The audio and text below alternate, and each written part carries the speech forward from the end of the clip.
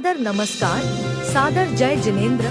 क्षमा news channel कहीं भी कभी भी सही और सकारात्मक समाचारों के लिए देखना और सुनना न भूलें। साथ में आपसे विनम्र निवेदन है कि यदि आपने इस चैनल को सब्सक्राइब नहीं किया है तो कृपया अवश्य कीजिए और शेयर और लाइक करना ना भूलें। हम सब मिलके आज संयम दिवस, जिसको हम दीक्षा दिवस कहते हैं, मनाने जा रहे हैं। पूज्य गुरुदेव ने जिनको समय सागर नाम दिया, जब मुनि दीक्षा हुई उससे पहले उनका नाम समय सागर जी रखते हुए मुनि अवस्था में भी जिनका नाम समय सागर रखा, आचार्य कुंद भगवान के उस समय सार को याद दिला देता है। जिस प्रकार आचार्य कुंद महाराज ने समय सार लिखकर अध्यात्म का हम सबको रहस्य उद्घाटित किया, उसी पूर्व आचार्य भगवंत समय सागर जी महाराज समय सागर न होकर वो समय सार हो गए, समय सार में ढल गए। ये है उनका आध्यात्मिक जीवन। अगर वास्तव में समय सार को देखना हो तो उनके पूरे जीवन को अगर उठाओ तो आपको समय सार ही समय सागर जी के अंदर दिखाई देगा। जैसे हम पूजवर के अंदर समय सार और मूलाचार दोनों एक साथ झलकता था, वो जब ध्यान में बैठते थे गुरुदेव तो समय सार की तरह होते थे, और जब वो चर्या में उतरते थे तो मूलाचार की तरह होते थे। ऐसे ही जिन्होंने अपने प्रथम शिष्य को अनवर्त संज्ञा बनाकर उसी प्रकार ढालकर हम सबके लिए दिया है, तो सबसे पहले तो मैं आज के दिन पूज्यवर समय सागर जी से पहले उनके और हम सब के गुरु आचार्य गुरुदेव विद्यासागर जी महाराज के ऋणी हैं हम सब, क्योंकि उन्होंने अगर हमें ये नहीं दिया होता, मुनि परंपरा की शुरुआत का अगर सौभाग्य किसे प्राप्त हुआ, ये इतिहास रहेगा कि जिनके प्रथम मुनि बनने का जहां से मार्ग प्रकट हुआ, मार्ग खुला, वो उनके ही अनुज जिनका नाम शांतिनाथ था। देखो नाम भी कितना, शांतिनाथ, समय सागर, आचार्य समय सागर, है ना, जिनको अनवर्त संज्ञा नाम हुआ। आप विचार करो, जो कभी भी बचपन से लेके उनका, अगर हम बचपन से लेके अभी तक का एक लंबी यात्रा को अगर देखें तो पूज्य गुरुदेव की उस लंबी यात्रा में अपन पाएंगे कि उनके कंधे से कंधा मिलाकर कोई चला, तो मुझे याद है कि ऐसा मगर उसको देखूं, इतिहास के पन्नों को थोड़ा पलटूं, तो मुझे एक ही चीज नजर आती है कि गुरुदेव की इस लंबी यात्रा में गुरुदेव ने सन 68 में अपनी मुनि दीक्षा से यह यात्रा शुरू की। दादा गुरु ज्ञान सागर जी महाराज से संस्कारित हुए, फिर उन्होंने सन 75 के अंदर अपनी प्रथम क्षुल्लक दीक्षा देते हुए 4 क्षुल्लकों को दीक्षा दी, जिसमें नियम सागर जी महाराज, पूज्यवर योग सागर जी महाराज, पूज्यवर समय सागर जी महाराज और पूज्यवर प्रवचन सागर जी महाराज उस सोनागिर जी की सिद्ध क्षेत्र भूमि पर हुए। लेकिन अगर मुनि मार्ग किसी ने खोला, हम सबके कोई उपकारी हुए, पूज्य गुरुदेव के प्रथम शिष्य होने का किसी को सौभाग्य प्राप्त हुआ, तो हमारे नवोदय आचार्य भगवान समय सागर जी का प्राप्त हुआ। ये इतिहास का पन्ना हमेशा इसको खोज में रहेगा। जैसे भगवान महावीर के प्रथम शिष्य गौतम गंधर हुए, तो जिस प्रकार मंगलम भगवान वीरों के बाद सीधा कुंद का नाम से पहले गौतम स्वामी का नाम आता है, ऐसे ही पूज्य आचार्य श्री को जब भी याद किया जाएगा तो उनके बाद अगर किसी को याद किया जाएगा तो आचार्य भगवान समय सागर जी को इतिहास याद करेगा और उनका उपकार मानेगा। देखो बचपन की उनकी घटना थोड़ी सी आपके सामने रखता हूं कि क्यों आचार्य भगवान उनको शुरू से प्रिय थे। हमेशा वो आचार्य श्री की एक आज्ञाकारी शिष्य के भांति रहे। बचपन में कहते हैं कि एक दिन जब माँ श्रीमती बहुत परेशान हो गई किस बात से कि शांतिनाथ, इनका नाम शांतिनाथ था बचपन में, पूज्य समय सागर जी का। तो शांतिनाथ जब बहुत ज़्यादा रो रहे थे, किसी चीज़ के लिए मचल रहे थे, और चूँकि बचपन में बच्चे अपनी बात बोल तो पाते नहीं, सिर्फ रो के अपनी पूर्ति करते हैं। और जब वो रो रहे थे तो माँ ने भी चुप किया, मल्लप्पा जी ने भी चुप किया, सबने चुप किया, वो चुप नहीं हुए, रोते जा रहे थे। अचानक विद्याधर का आना हुआ, क्योंकि आचार्य गुरुवर का नाम विद्यासागर से पहले विद्याधर था।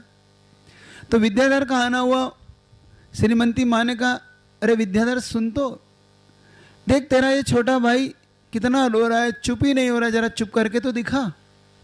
देखो श्रीमती माँ ने भी परीक्षा ली कि तू चुप करके तो दिखा। और उन्होंने कहा, जैसे अपने हाथ में लिया, क्योंकि इनकी और इनकी उम्र में बड़ा डिस्टेंस है। आचार्य श्री का जन्म वैसे तो 46 मानते हैं, लेकिन उत्कर्ष सागर जी महाराज उनको 44 के अंदर उनका जन्म मानते थे, और इनका जन्म 58 में हुआ। तो एक लंबी इनके और इनके बीच में गैप थी, कम से कम 13-14 साल की एक लंबी गैप थी।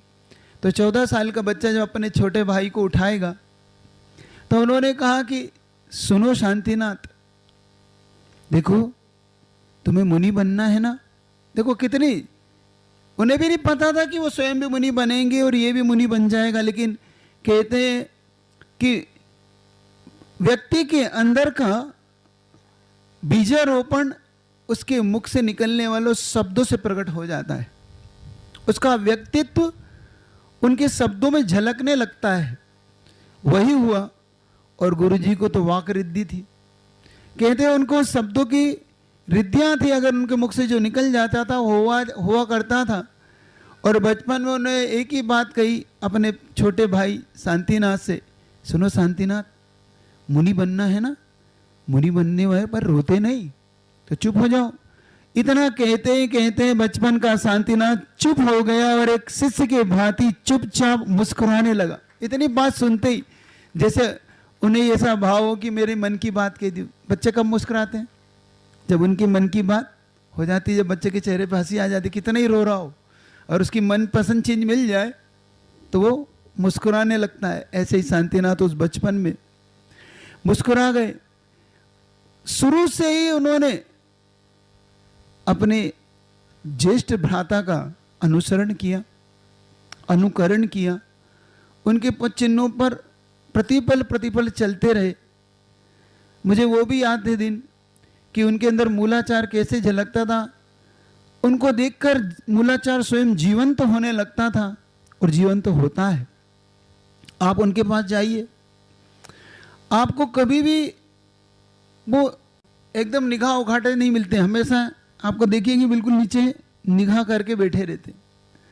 अब तो थोड़ा बहुत कहते हैं, लोग कहते हैं अब तो थोड़ी बहुत बातचीत करते हैं, पहले तो वो भी हूँ हाँ में ही काम पूरा कर देते थे। अब तो चूंकि अब पद पर आए हैं और उस पद का कर्तव्य वो निर्वाह करते हैं, तो अब तो थोड़ा बहुत बातचीत भी करते हैं लोगों से। उस समय हमने देखा, उन्हें देखकर बिल्कुल आनंद आता था। और आपके लिए तो कुछ हो जो कुछ हो, हमारे लिए तो वो हमारे ज्ञान गुरु भी हैं, वो ज्ञान प्रदाता भी हैं, जिन्होंने हमें जब ब्रह्मचारी अवस्था में हम लोग ने प्रथम प्रवेश किया तो पूज्यवर आचार्य भगवान ने हम लोग के मंगलाचरण तत्वार सुध से किया। और तत्वार सुध का वो मंगलाचरण जब आचार्य भगवान ने किया तो पता है आपको, सिर्फ इतना ही किया, मोक्ष मार्ग से नेताराम इतना 4 लाइन 4 चरण पढ़ के उसका अर्थ समझाया। और सब धीरे से कहते हैं, सुनो अब आप सबको पूज्य समय सागर जी महाराज के पास जाना है। देखो गुरुदेव शुरू से ही उनके प्रति हमेशा आकर्षित रहे, और नहीं भी बोलते तो बड़ी धीमी आंखों से उठा के उन्हें ऐसे देख लेते थे, उनके भावों को पकड़ लेते थे। उनका देखो अब तुम सबको समय सागर जी पढ़ाएंगे। और एक बात आपको बहुत अच्छी बताता हूँ, जब उन्होंने भेजा तो उन्होंने कैसे भेजा पूज गुरुदेव ने, जबकि वो तो उनके गुरु थे। तो आचार्य भगवान ने कहा सुनो, उनसे बहुत अच्छे से पढ़ना, बहुत अच्छा ज्ञान है उनका, और वो जो पढ़ाए उसको एक एक शब्दों को बड़ी ध्यान से सुनना, उनका उच्चारण बहुत अच्छा है, उनका ज्ञान का क्षेपसम बहुत अच्छा है, वो जिस चीज़ की व्याख्या करे उस व्याख्या को सुनना। अब जिस चीज़ की तारीफ गुरुदेव कर रहे हो, और बहुत अच्छे से गुरुदेव ने एक बात और कही कि उनके पास बड़े आदर और विनय से बैठना, वो तुम्हारे लिए गुरु तुल्य है।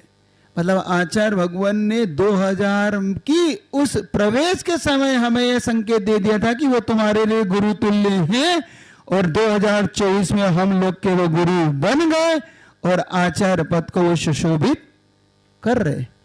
आप विचार करके देखो कि गुरुदेव ने उनके अंदर पहले से ही सब कुछ खोज लिया था। और आचार्य भगवान जब बचपन में जब मंदिर से लौटते थे, तो लौटने पर जब उन्होंने देखा कि शांतिनाथ और अनंतनाथ पूज्य योग सागर जी महाराज और समय सागर जी महाराज ऐसे खेल रहे हैं, तो बड़े उससे कहते हैं क्यों खेलते रहोगे, कुछ धर्म का याद बात भी करोगे। तो दोनों हाथ जोड़ के ऐसे बैठ गए और कहते हैं क्या पढ़ना है भैया बताओ। तो उन्हें पहला जो पढ़ा, देखना आचार्य से ने क्या पढ़ाया उन्हें, सबसे पहले उन्हें अर्थ भक्ति करना सिखाया और बाद में उन्हें सिद्धांत का ज्ञान दिया।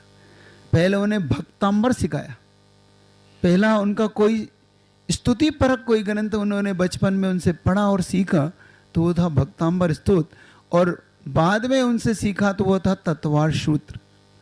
तत्वार्थ सूत्र का ज्ञान भी पूज गुरुदेव से उन्होंने लिया। अब जिनकी शिक्षा दीक्षा से पहले ही बचपन से ही कितना बड़ा परम सौभाग्य रहा होगा। मैं तो ऐसा मानता हूं कि पूरे का पूरा परिवार कितना परम सौभाग्यशाली रहा होगा, क्योंकि ये सब बहुत कम होता है कि एक परिवार से एक ऐसा सदस्य निकल जाए और वह सदस्य निकलने के बाद पूरे परिवार के कल्याण का मार्ग खोल दे। बहुत कम ऐसा होता है, नहीं तो एक व्यक्ति निकला और बाकी परिवार अपना वहीं पर रह जाता है। लेकिन पूज गुरुदेव ऐसे थे जिन्होंने एक बार घर से कदम बाहर निकाला और ऐसा कदम निकाला कि अपने साथ साथ स्वयं निकलते निकलते उन्हें पूरे परिवार को ही इस मार्ग पर ले आए और पूरे परिवार का कल्याण का मार्ग खोल दिया। इतना आप विचार करते हैं तो उनकी शिक्षा दीक्षा साधना विद्या सागर गुरुकुल में पढ़े हो। अब तुम्हारा ये सामान्य स्कूल की बात चर्चा नहीं कर रहा हूं मैं आचार्य श्री की गुरुकुल की चर्चा कर रहा हूं, उस दिगंबर मुद्रा की चर्चा कर रहा हूं कि जिन्होंने उनसे सीखा, उनसे पढ़ा, उनसे पलित पर प्रतिपल बड़े होते गए। और सबसे बड़ा अध्यात्म तो उनके जीवन का मैंने उस समय पढ़ा, जब मैंने वो पढ़ा वो दृश्य आप खुद विचार करो कि कटनी में जब आचार्य भगवान ने सन 76 में प्रवेश किया, प्रवेश करने के बाद पूज गुरुदेव की और समय सागर जी महाराज की स्थितियां बड़ी संलेखना जैसी हो गई। जब गुरुदेव को वहां पर बुखार आया तो वो बुखार 103 डिग्री 4 डिग्री तक जाने लगा और लगातार 1 महीने तक बना रहा। 1 महीने के बाद जब गुरुदेव ने मन बना लिया कि अब ये बुखार शायद मेरे साथ ही जाएगा, तो उन्होंने संलेखना का मन बनाया। और उस बुखार में भी आचार्य भगवान कितनी जागृति रखते थे कि उन्होंने स्पष्ट कह दिया पूज्यवर योग सागर जी महाराज से कि देखो अब मेरा कुछ समय का समझ में नहीं आता, मुझे ऐसा लगता है तो तुम मुझे अब आचार्य बोलना बंद कर देना, ऐसे संकेत दे दी। देखो आचार्य श्री ने, लेकिन अपन सबका कुछ पुण्य अभी शेष था, इस धरती का कुछ पुण्य शेष था, उन सब की अभी बहुत लोग की कल्याण के मार्ग खुलने थे। गुरुदेव स्वस्थ हुए और गुरुदेव जैसे स्वस्थ हुए तो कहते समय सागर जी बुखार में आ गए, लेकिन गुरुदेव अनियत बिहारी थे। बिना किसी मोह के आचार्य भगवान ने वहां से कुंडलपुर के लिए बिहार कर दिया और समय सागर जी को संकेत दे दिया कि थोड़ा स्वस्थ होने के बाद आ जाना। लेकिन प्रकृति को और कुछ मंजूर था। गुरुदेव कुंडलपुर में चातुर्मास के लिए स्थापना कर गए, लेकिन इनका स्वास्थ्य ठीक नहीं हुआ। कहते इनको 1.5-2 महीने तक लगातार बुखार आता रहा और शरीर एकदम कमजोर हो गया। तो ऐसी बात चली चुकी, क्षुल्लक अवस्था में थे उस समय।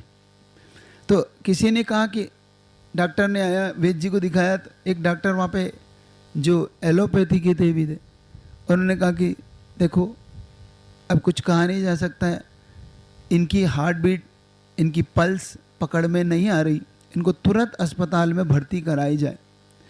और उस अवस्था में भी पूज्यवर समय सागर जी महाराज ने इस बात को अपने कान से सुन लिया। और सुनने के बाद उनके मुख से एक ही शब्द निकला कि नहीं नहीं, मुझे अस्पताल नहीं जाना।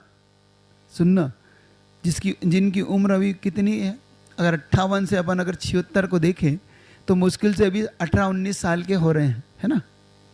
18-19 साल का एक युवा क्षुल्लक अवस्था का है और जिनकी जागृति और जिनका वैराग इतना गहरा है कि उस पल में भी वो मूर्छित हो रहे थे बार बार। क्योंकि आप सोचो कि जब 104 डिग्री बुखार जाता है तो व्यक्ति की मानसिक स्थिति कितनी विचित्र हो जाती है। डॉक्टर भी आश्चर्य कर रहा था कि ये अभी तक बोल कैसे रहे, ये अभी तक है कैसे, क्योंकि ऐसा व्यक्ति सीधा अस्पताल में भर्ती होता आईसीयू में और उस पर कितनी बॉटल चढ़ जाती, बड़े बड़े इंजेक्शन लग जाते हैं, जब जाके उसे कुछ समझ में आता है। लेकिन ये संयम का प्रभाव था और पूज्य गुरुदेव की साधना का प्रभाव था कि गुरुदेव कुंडलपुर में होकर भी उन्हें वहाँ से आशीर्वाद दे रहे थे। और वहाँ पर एक पंडित जगमोहन लाल जी शास्त्री हुए, उनके बेटे प्रमोद जी हुए। समय सागर जी महाराज ने उन प्रमोद जी से कहा कि सुनो प्रमोद, तुम मुझसे वादा करो कि मैं अस्पताल नहीं ले जाए जाऊँगा, तुम पहले वादा करो। तो कहने नहीं नहीं, मैं अस्पताल नहीं ले जाने दूंगा। और उन्होंने कहा कि मुझे कुछ भी हो जाए तो मेरी संलेखना करा देना। आप लोग में है ऐसा? आपके मन में ऐसे भाव आते हैं? अरे आदमी अंतिम सांस ले रहा हो तो भी कहता है कि भाई बचा लो। देख लेना, 70-80 साल के आप बुजुर्ग हैं यहाँ पर, अगर उनको भी लगता है कि मेरी 2 पल की सांस बच सकती है तो बेटा तो अस्पताल ले चल, वो मुख से ऐसा बोलता है। लेकिन वो ऐसे संत थे जिनके मुख से अस्पताल नहीं निकल रहा था, गुरुदेव भी नहीं निकल रहे थे, उनके मुख से एक ही निकल रहे थे जो एक साधक का अंतिम लक्ष्य होता है। उनके मुख से एक ही बात निकल रही थी कि बस मेरी संलेखना करा दो। और ये पत्र लेके डॉक्टर ने भी घोषणा कर दी कि इनकी अब संलेखना की तैयारी कर दो, क्योंकि अब इनका बचना मुश्किल है। ये घोषणा हुई, कितना आश्चर्य भरी है। और आचार्य जी के पास एक पत्र पहुंचा पंडित जगमोहन लाल शास्त्री जी का कि अब आपके अनुज क्षुल्लक समय सागर जी महाराज का अब अंतिम समय निकट है, आप चातुर्मास को छोड़कर उनकी संलेखना के लिए कटनी पधारिए, आगम में इसमें कोई विरोध नहीं। ये उन्होंने शब्द दिया।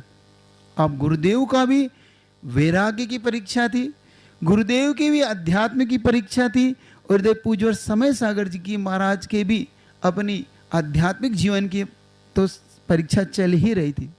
आपको जानकर आश्चर्य होगा आचार्य जी ने कितना गजब का उस समय एक शब्द में उत्तर दिया। आचार्य जी ने कहा सुनो, जो पत्र लेके गए थे वो थे पंडित जी के पुत्र प्रमोद जी, उनसे कहा कि सुनो पंडित जी की से कह देना कि हम चातुर्मास छोड़ के नहीं आ रहे हैं और वो समय सागर जी महाराज की संलेखना करा दे। अब सोचो, क्या ये ऐसा फैसला लेना किसी सामान्य पुरुष की बात है? हो ही नहीं सकता। ये फैसला तो कोई एक आध्यात्मिक और एक उच्च दर्जे का आध्यात्म जीवन रखने वाला, ज्ञेय ज्ञाता भाव रखने वाला व्यक्ति ही ऐसा जीवन में ऐसे शब्द उच्चारण कर सकता है। और संयोग से पंडित जी का पुत्र एक ही बात कहा कि आचार्य महाराज, पिताजी ने कहा है कि आप ऐसे समय आ सकते हैं, आगम में इसकी छूट है। तो उनके मैं तुम्हारी पिताजी की भाषा जानता हूँ, तुम इसको लेके जाओ। तो उन्होंने कहा तो आप बड़े निष्ठुर हैं, उन्होंने शब्द कहा बहुत कठोर है, आपको ये नहीं लगता कि आपका छोटा भाई जीवन के अंतिम पलों में? उनका मैं सब जानता हूँ, तुम जाओ।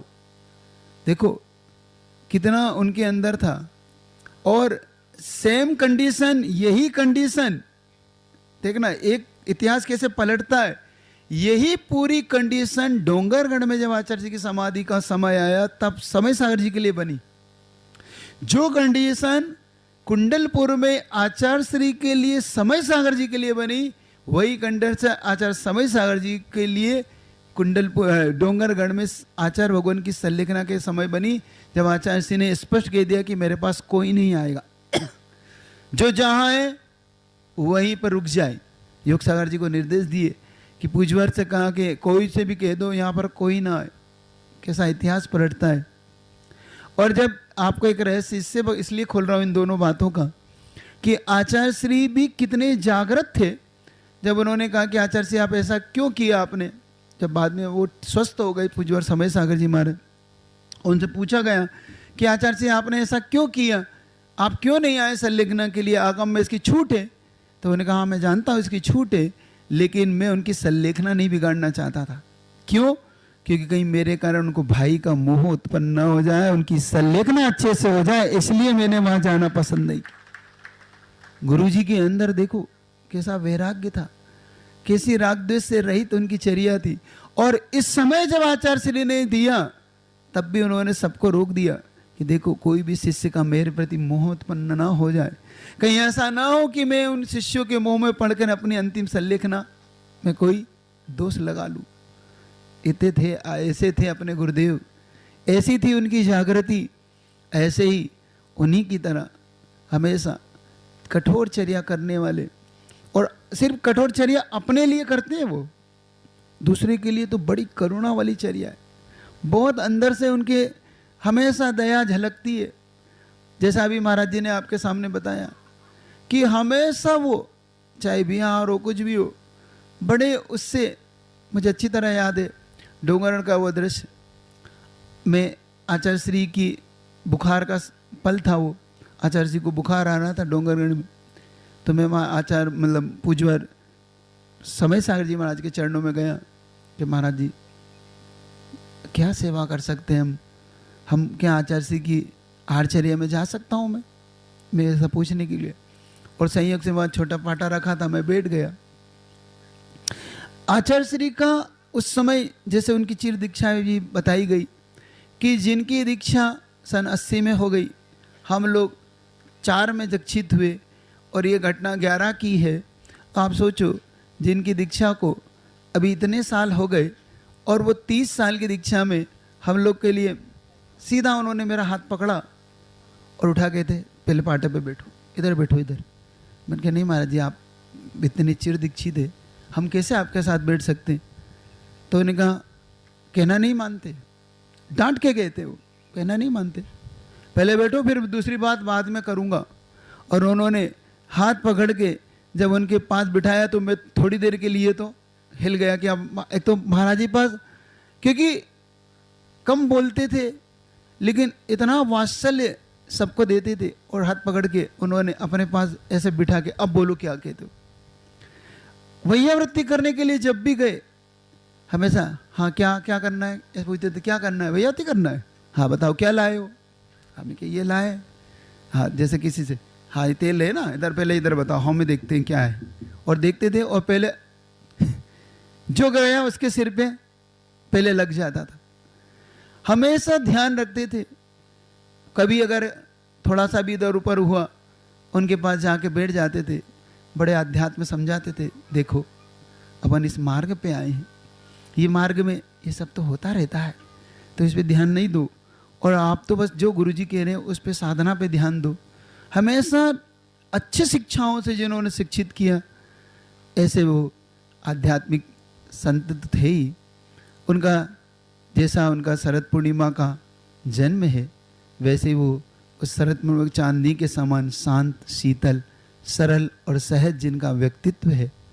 आज हम सबका सौभाग्य है, हम जब बार बार गुरुदेव की कमी को खोजते हैं, जब जब ये ढूंढने का पुरुषार्थ करते हैं कि आचार्य भगवान कि हमारी कमी कैसे पूरी होगी, तो एक अंदर से आत्मिक संतुष्टि होती है कि कम से कम हम आचार्य श्री को पा नहीं पाए, उनको हम निकट से समाधि उनकी देख नहीं पाए, लेकिन कम से कम गुरुदेव ने हमें अपनी प्रतिकृति, अपनी ओरिजिनल कॉपी के रूप में पूज्य समय सागर जी को हमें दे गए। ये एक अपन सबके लिए बड़ा पुण्य का विषय है, जिन्होंने अपनी जीवन यात्रा लंबी की। देखो उनके तो अनंत उपकार है हमारे ऊपर। हर पल जिन्होंने हम सबको संभाला, हर पल जिन्होंने सिखाया, चलना सिखाया, जिन्होंने ज्ञान सिखाया, जिनके कारण हम बहुत कुछ इस मार्ग पर आ पाए, क्योंकि वो हमेशा पूज्य गुरुदेव की कमी को पूरा करते रहेंगे, ऐसा मैं मानता हूँ। और ये भी सोचता हूँ कि आप सब उनके कठोर चर्या को भी देखा। गुरुदेव ने एक ही बात कही कि देखो, जब पूज्यवर योग सागर जी महाराज जी को अंतराय आया, ये घटना जब उन्होंने कही तो उन्होंने कहा देखो तुम्हें अंतराय क्यों आया? आचार्य जी 3-4 चौकों में गया था, बड़े शर्म आ रही थी। आज योग सागर जी महाराज ने कहा तो कुछ ऐसा किया जा सकता है? तो आचार्य सिंह मैं सोच के बताता हूँ। और कुछ दिनों बाद आचार्य सिंह सुनो, एक चौके का नियम ले सकते हैं। देखना आचार्य सिंह का एक चौके का नियम कब से हुआ? तीनों ने, पूज्यवर आचार्य विद्यासागर जी महाराज ने, पूज्यवर समय सागर जी और पूज्यवर योग सागर जी महाराज, तीनों ने एक साथ लिया। और तीनों ने एक साथ नियम लिया कि एक ही चौके में आहार करेंगे। मतलब जहां एक बार पड़गान हो गया वहां पर आहार करेंगे। हम दोबारे दूसरे चौके के लिए अगर कोई विघ्न उत्पन्न हो गया तो हम नहीं जाएंगे। ऐसा उनका कठोर नियम था। और यह नियम जिस दिन लिया और दूसरे दिन ही परीक्षा हो गई। पता है आपको, दूसरे दिन तीनों का अंतराय हुआ। तीनों का, पूज्य आचार्य गुरुदेव का, समय सागर जी महाराज जी का और योग सागर जी, तीनों मुस्कुरा रहे थे। क्या हुआ आज? क्योंकि नियम की परीक्षा हो गई। इधर लिया और दूसरे दिन तीनों को लौटना पड़ा। कहीं चीटी मरी पड़ी थी, कहीं पर कुछ अशुद्ध वस्तु रखी हुई थी, कहीं पर कुछ ऐसा विघ्न आ गया और तीनों लौट गए और तीनों के उपवास हो गए। देखो ऐसे कठोर नियम को उन्होंने पाला। एक आचार्य भगवान के उन्होंने कभी शब्द को कभी इफ वट नहीं किया। हमेशा हाँ ठीक है, आपने कहा तो ठीक है। और हमेशा शांत बैठे रहते थे। हम लोगों ने देखा उनकी चर्या, मैंने उस समय देखी मूलाचार्य की चर्या उनको अंदर। हम तो थोड़ा बहुत एडजस्टमेंट कर भी लेते हैं, वो कभी एडजस्टमेंट नहीं करते। और मुझे इसलिए कह रहा हूँ कि जो आपके अशोक का कहे ना, ये लोग बिहार कराते थे, इनको पता भी होगा। जब अमरकंटक 2006 के लिए बिहार हो रहा था तो पाली के अंदर, पाली से थोड़ी सी दूर चले अगला हार हुआ, वहाँ पर पूज्य समय सागर जी महाराज जी का अंतराय हो गया। कैसे मालूम आपको? आपको बड़ा आश्चर्य होगा। इतना सा दूध झलक गया बस। एक व्यक्ति ऐसा दूध को ठंडा कर रहा था और एक व्यक्ति ने पीछे मुड़ के नहीं देखा और एकदम से पीछे पलटा और उसका हाथ दूध पे लगा और दूध ऐसा झलक गया और नीचे फैल गया थोड़ा सा 10-20 ग्राम। और उसी समय उन्होंने अंजलि छोड़ दी। भीषण बिहार में मैं जस्ट पास में खड़ा हुआ देख रहा था। मैंने कहा महाराज जी को क्या हो गया एकदम से? अभी तो हार शुरू भी नहीं हुआ, क्योंकि वो खड़े हुए 2 मिनट बाद हम खड़े हो गए। पहले उनको खड़े होने का इंतजार किया, वो खड़े हो गए। खड़े होने के बाद हम खड़े हो गए। उन्होंने पानी लिया, हमने इधर पानी लिया और देखा तो महाराज जी तो बैठ गए। फिर हमने बाद में आहार के बाद पूछा चौके वालों से, मैंने क्या हो गया महाराज जी जल्दी क्यों? तो उन्होंने कहा महाराज जी हमसे थोड़ी सी असावधानी हो गई, दूध झलक गया। हमने कहा देखो महाराज जी की चर्या कितनी है, हम तो बिहार होता तो शायद, मैं तो नहीं करता देखो मैं तो शायद ये अंतराय जो है सो है वो बता देता हूँ। क्योंकि इतनी भीषण गर्मी, मई जून की 46 टेम्परेचर चल रहा हो और ऐसा अंतराय हो, थोड़ा सा आचार्य भगवान से थोड़ी सी प्रार्थना करके थोड़ा सा प्रायश्चित ले लेते। लेकिन उस दिन हमारा भी अंतराय हुआ बाद में बाल आया हमें, लेकिन बाल का अंतराय तो हमने कहा, लेकिन दूध का अगर होता तो शायद मैं एडजस्टमेंट कर जाता। लेकिन महाराज जी को मैंने देखा, मैंने उसी दिन मेरा मस्तक बड़े विनय से उनके चरणों में झुक गया कि देखो इतनी कठोर चर्या, ऐसी भीषण गर्मी में, और चेहरे पर तनिक भी कोई सल्ले नहीं, तनिक भी उनके चेहरे पे नहीं कि मुझे अंतराय हो गया, कुछ हो गया, कुछ नहीं।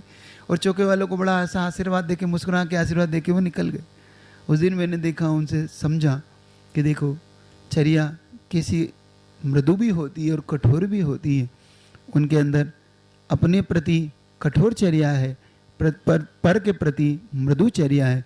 ऐसे उन आचार्य भगवान को आज ही से उनके दीक्षा दिवस पर कोटि कोटि नमन करते हुए प्रभु से प्रार्थना करता हूँ कि हम गुरुदेव की दीर्घायु तो हम नहीं देख पाए, लेकिन प्रार्थना करता हूँ कि हे भगवान, हे वीरनाथ भगवान, ऐसी आप मुक्तागिरि जी में बैठे वाले पार्श्वनाथ भगवान, आप हमारे गुरुदेव के लिए ऐसा आशीर्वाद दें कि उनकी दीर्घ आयु हो, और जैसा महाराज ने अभी कहा उनका एक लंबा काल अपन सबको मिले, उनके आचार्य पद से वो सुशोभित उस पद को करते रहें।